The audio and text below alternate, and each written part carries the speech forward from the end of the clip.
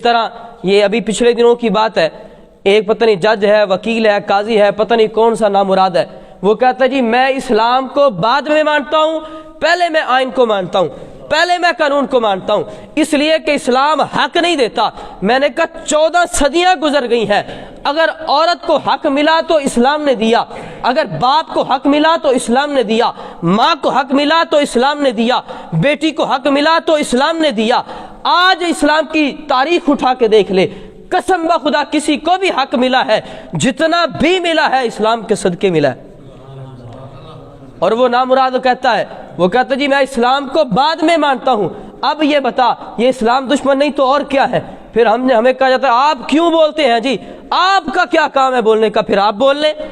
آپ بتائیں نا ان کو جا کر کہ اسلام سب سے پہلے ہے، اسلام کا جھنڈا سب سے پہلے ہے، بعد میں تمہارے قانون ہے، بعد میں تمہارے آئین ہے، بعد میں تمہاری عدالتیں ہیں، بعد میں تمہارے کورٹ کچہریاں ہیں، پہلے اسلام ہے۔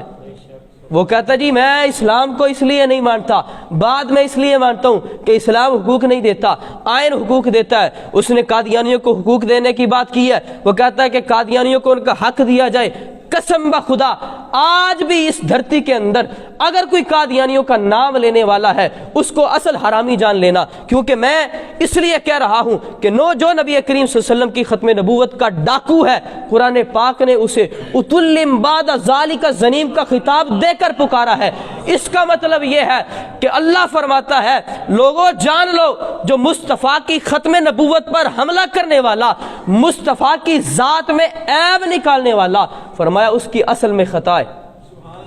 اصل کی خطا میں آپ پنجابی لوگ ہیں ترجمہ بہتر کر سکتے ہیں کہ اصل میں خطا کا مطلب ہوتا ہے وہ حرام زادہ ہے، کہ جس نے مصطفیٰ کی عزت پر ڈاکہ ڈالا ہو، حضور کی ختم نبوت پر ڈاکہ ڈالا ہو۔ اب وہ کہتا ہے جی قادیانی اسلام کی بات بھی کر سکتے ہیں، قادیانی مسجد بھی بنا سکتے ہیں، قادیانی اپنے آپ کو مسلمان بھی کہہ سکتے ہیں، قادیانی اپنے آپ کی دین کی تبلیغ بھی کر سکتے ہیں، لیکن یاد رکھ لو شریعت کا مقام وراء الورا ہے، قرآن کی عظمت وراء الورا ہے، مصطفیٰ کا دین وراء الورا ہے، لیکن وہ آئین جو 1973 کے اندر انہوں نے ترتیب دی ہے، خود